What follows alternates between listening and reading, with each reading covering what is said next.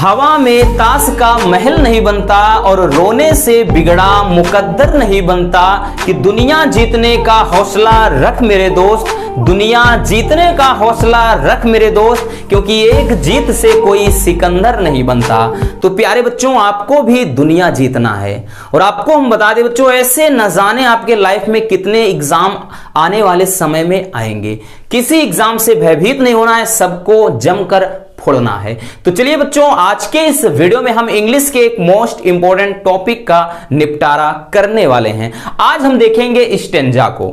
और आपको बता दें बच्चों, जो स्टेंजा वाला टॉपिक है ये आएगा आपके 6 नंबर में। 6 नंबर में पूछा जाएगा बच्चों। बहुत सारे बच्चे इसमें कंफ्यूज होते हैं कि सर इसमें हमें आंसर नहीं आता। डोंट वरी रसगुल्लो, इतना आसान टॉपिक है कि आपके 6 नंबर कोई नहीं ले सकता है, मैं आपसे ये वादा करता हूं। बस कुछ ऐसी बातें हैं जो आपको ध्यान में रखनी है। ये आसान होता है, एक स्टेंजा देगा भाई आपके बुक्स से, उसके बाद 3 क्वेश्चन होंगे और 3 क्वेश्चन में बात करें रसगुल्लों, प्रत्येक क्वेश्चन 2 नंबर का। इस तरह से आपके 6 नंबर बन गए। और इसमें खास बात यह है कि इन क्वेश्चन के जो आंसर हैं वो भी आपको इसी में से मिलेंगे। तो भाई इसमें कठिन का है कुछ नहीं बबुआ, बस थोड़ा ध्यान में अपने कुछ बातों को रखना है। चलिए, सबसे पहले करना क्या है, आपको क्या करना है, पढ़ना है अच्छे से। एक बार स्टेंजा को पढ़ना है, उसके बाद पढ़ लीजिए, फिर हम बताते हैं कुछ ऐसी ट्रिक्स हैं जो आप लगाएंगे ना, चुटकियों में आंसर मिलेगा। चलिए, एक पैसेज है, हम बात करें, एक स्टेंजा है, एक पद्यांश से बच्चों, ठीक है ना। कि यहां पर बात करें माई मदर एट 66 है। कल तक हम और मोस्ट इंपॉर्टेंट जितने स्टेंजा है सब करवा देंगे, डोंट वरी। देखिए इसको पढ़ लेते हैं कि लिखा है, driving from my parents home to Cochin last Friday morning.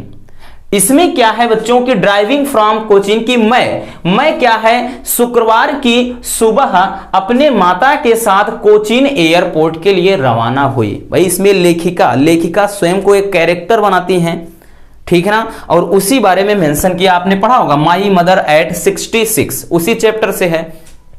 आगे कह रहा है कि आई सा माई मदर, कि मैंने अपनी मां को देखा, और बिसाइड में जो मेरे पास बैठी थी, डस मतलब ऊंघ रही थी, जिसको कहते हैं ना, जिसे बुजुर्ग हो जाते हैं तो भाई क्या है, ऊंघते रहते हैं, मतलब जिसे ज्यादातर क्या बैठे रहेंगे तब भी आंखें बंद रहती है, ऐसा लगता है सो रहे हैं लेकिन सोते नहीं हैं, उसी तरह से है। और कह रहा है कि ओपन माउथ, उनका मुंह खुला हुआ है। तो एक बात का ध्यान देना बच्चों, दुनिया में सबसे बड़ा योद्धा कौन होती है, मां होती है। मूवी देखा होगा आपने KGF। इसलिए लाइफ में ऐसा कोई काम मत करना रसगुल्लों जिससे आपको आपकी माता को शर्मिंदा होना पड़े, पिताजी को शर्मिंदा होना पड़े।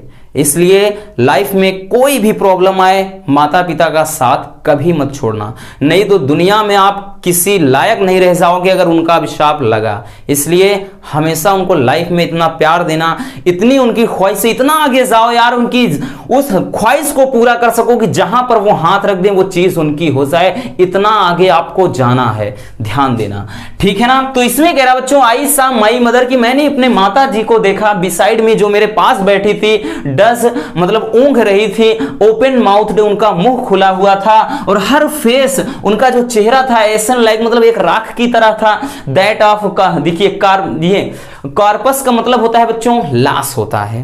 तो जो उनका चेहरा था मतलब जैसे एक लाश की तरह था, उनका चेहरा एक लाश की तरह, जैसे चेहरे में झुर्रियां पड़ी हुई थी, एकदम लाश की तरह दिखाई पड़ रहा था, ठीक। आगे कह रहा है कि एंड रियलाइज्ड, और देखिए रियलाइज्ड विथ पेन, और मतलब दर्द के साथ मुझे ये महसूस हुआ, that she was as old as she look, कि वो इतनी बूढ़ी हो चुकी हैं जितना कि वो दिखती हैं। बट लेकिन क्या है, सून पुट दैट थॉट अवे, कि जल्द ही मैं उस विचार से बाहर आ गई, ठीक है ना। ये एक बहुत ही माता के प्रति बहुत ही प्यारा सा एक टॉपिक है, प्यारा सा एक पोयम है बच्चों, जिसमें माँ के बारे में कहा गया है। लेखिका क्या करती है, अपने माँ को एयरपोर्ट छोड़ने के लिए जाती हैं, और उन मतलब रास्ते में उनको कुछ चीजें नोटिस करती हैं कि भाई अब वो इतनी बूढ़ी हो चुकी हैं, अब वो क्या है, अपने लाइफ के अंतिम पड़ाव पर हैं, लास्ट स्टेज पर हैं, और उनके दर्द को फील करती हैं, महसूस करती हैं, और वो भी क्या है कि एकदम से अंदर से भाव विभोर हो जाती हैं, अंदर ही अंदर उनको भी बड़ा हर्ट होता है, रोने लगती हैं लेखिका। तो वही चीज कह रहा है। अब देखिए बच्चों, क्वेश्चन क्या है, और क्वेश्चन करने का एक तरीका है, वो ट्रिक है, अब आप सुनिए। करना क्या है रसगुल्लों, आपको करना यह है कि जिस भी टेंस में आपका क्वेश्चन होगा उसी टेंस में आंसर होना चाहिए, इस बात का ध्यान देना।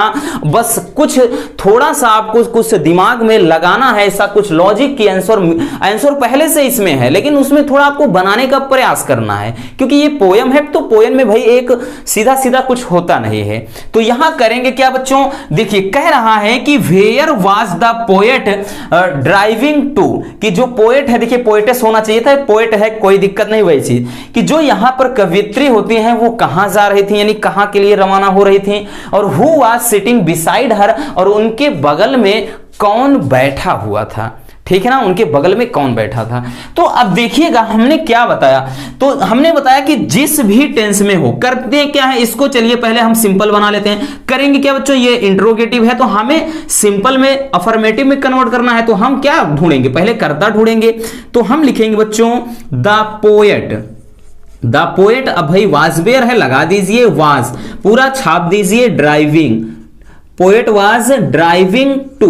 अब कह रहा कहां जा रही थी, तो रसगुल्लों मिल तो गया ना, कहां पर, कोचीन, हो गया एक आंसर कंप्लीट। आगे कह रहा है कि who was sitting beside her, तो हु के स्थान पे भाई साहब देखिए इसमें पेरेंट्स, यानी यहां पर माई मदर, माई का मतलब मेरी माता जी, कौन कह रही, लेखिका, लेकिन कह रहा हूं उनके बगल में कौन बैठी थी, तो हर मदर लिखेंगे बस। तो यहां पर लिखेंगे बच्चों कि her mother, her mother, who के स्थान पे हर मदर लिख दिए, पूरा छाप दीजिए, हर मदर वाज, ठीक है ना, her mother was sitting beside her. है कुछ कठिन, कुछ भी नहीं है बच्चों, बस थोड़ा सा आपको समझना है और पूरा कॉन्सेप्ट क्लियर हो जाएगा रसगुल्लों, इस बात का ध्यान देना, ठीक है ना। चलिए दूसरा क्वेश्चन कह रहा है कि what did the poet notice about her mother, कि जो कवित्री हैं वो अपनी माँ के बारे में क्या चीज देखती है, यानी अपनी माता के विषय में क्या चीज देखती हैं या क्या नोटिस करती हैं, क्या सोचती हैं, वही आपको बताना है। देखिए क्या देखती हैं हमने बताया बच्चों, इसमें कह रहा है कि आई सा माई मदर, कि मैंने अपनी मां को देखा बिसाइड में, जो मेरे पास बैठी थी, डस ओपन माउथड, मतलब ऊंघ रही थी और उनका जो मुंह था वो खुला हुआ था। आंसर मिल गया ना। देखिए करेंगे क्या, हम सबसे पहले कर्ता लिखेंगे बच्चों, लिखेंगे द पोएट, द पोएट। अब देखिए डू या डिड है, यानी यहां पे डिड है ना, वर्ब की सेकंड फॉर्म होगी, ठीक है ना। तो हम क्या करेंगे, जब इसको हटाएंगे तो द पोएट यहां पे हो जाएगा नोटिस्ड, नोटिस्ड लिख देंगे, ठीक है ना, नोटिस्ड अबाउट, पूरा छाप दीजिए, कुछ नहीं करना बबुआ, about her mother, about her mother. अब जो करना है करो, सबसे पहले तो आप इसको सिंपल कन्वर्ट करके यहां तक, जहां तक क्वेश्चन, देखिए इसमें भी तो वही करा, यहां पर बदल दिए, पूरा छापा है, इसमें भी क्या था, यहां तक ड्राइविंग टू का कोचिंग, यहां पर कोचिंग लिख दिया बस, और कुछ भी किया, कुछ इसमें भी वही चीज का, भाई डिड है, डिड का मतलब यहां पे क्या है, जब इसको सिंपल करते हैं तो वर्ब की फर्स्ट फॉर्म लगती है, वो सेकंड लगती है, डज होता तो यहां पे हम वर्ब की फर्स्ट फॉर्म में यस या यस लगाते हैं, ठीक है ना। इस चीज का बात, मतलब इस चीज का ध्यान देना आप। किया क्या, वही तो किया, the poet noticed about her mother, यहां तक छाप दिया।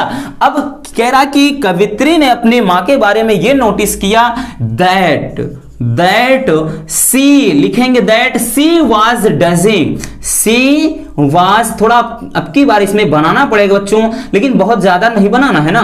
सी वाज डजिंग, वो ऊंघ रही थी, एंड हर माउथ, क्या लिख दिया भाई, हाँ हर माउथ, ठीक, माउथ, उसके बाद कहां लिखे, जगह भी नहीं है, हर माउथ वाज ओपन, ठीक, यहां पर इधर लिख देते हैं, समझ लेना, वाज ओपन, कि उनका मुंह खुला हुआ था, कि वो क्या ऊंघ रही थी और उनका मुंह खुला हुआ था, ठीक है ना। चलिए अब देखिए इसमें क्या कह रहा है, अगला क्वेश्चन देख लेते हैं।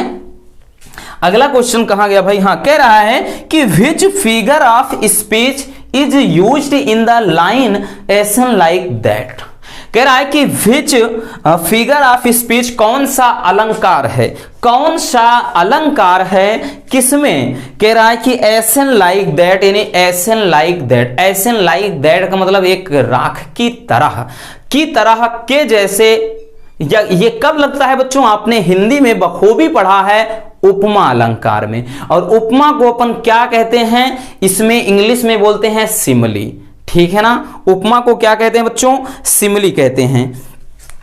तो यहां पर लिखेंगे, यहां पर कुछ मत करिए, इसमें बस छाप दीजिए भाई। कह रहा है कि कौन सा अलंकार यूज हुआ है, तो केवल वही लिख दीजिए बस, सिमिली।